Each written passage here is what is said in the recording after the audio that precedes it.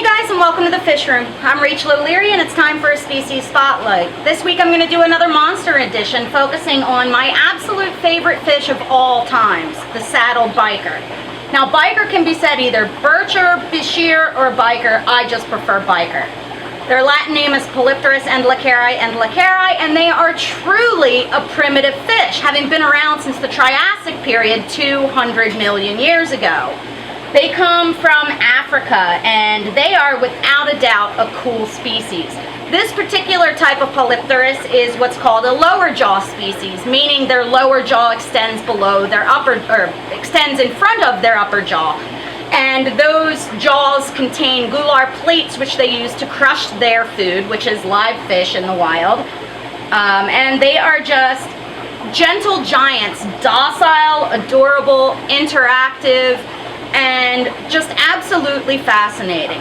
Now, another interesting fact about these fish is that they have a divided swim bladder, with the right side being larger and modified so that they can breathe both surface air and under the water.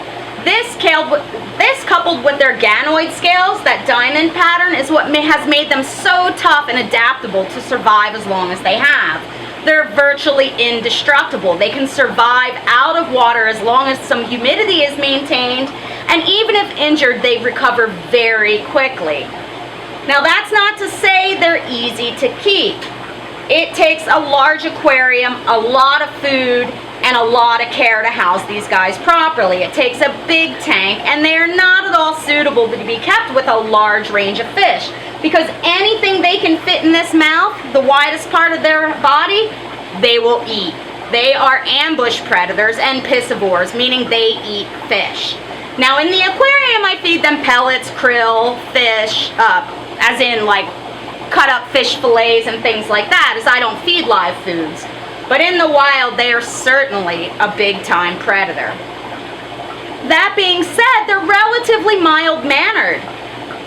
They don't really mess with fish bigger than themselves, and they have some really cool social behavior. In fact, they'll tend to dogpile on top of each other, making little poly piles that I just find absolutely adorable. So let's take a look. The one on the right is my female, and they can be sexed by looking at that anal fin.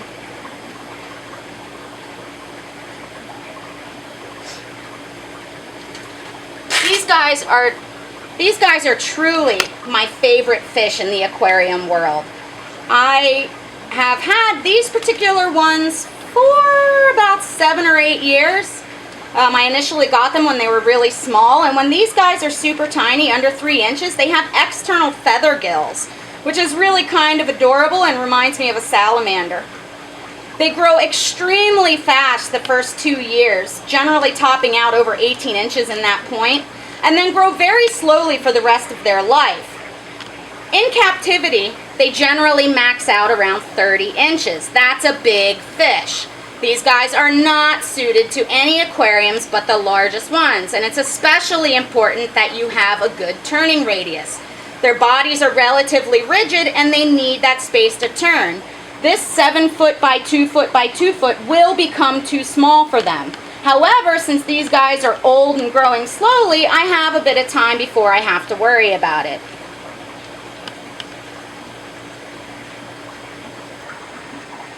As I mentioned, these guys have bimodal respiration. That means they have gills and well-vascularized lungs. They live in the plants and weeds along the shoreline, where they wait and to ambush their prey. In the aquarium, as I mentioned, I feed them pellets. They also are pretty fun to watch earthworms, but it's kind of hot today for me to collect them. You'll see they'll just suck those in, and they have crushing plates in their lower jaw that they use to crush live food. They're called gular plates. There's a few important things to consider when setting up an aquarium for these guys. One is that if you're going to use a heater, you really should use a heater guard. They move very quickly and they're extremely strong. The other thing is that you should really make sure that you have exceptionally tight fitting lids. They are incredibly strong, and because they go up to the surface to eat, it's very easy for them to jump out of an aquarium. In fact, they're known as a bit of an escape artist. Heavy filtration is needed. These guys are durable and they can take bad conditions, but they poop Lincoln logs, so it's especially important to make sure that you have good filtration. This tank has 2 FX5s and an AC 110. They live about 10 to 15 years in captivity. I'm hoping a lot longer because they're my favorite. They take a temperature range of 72 to 82 and a pH of 6 to 8.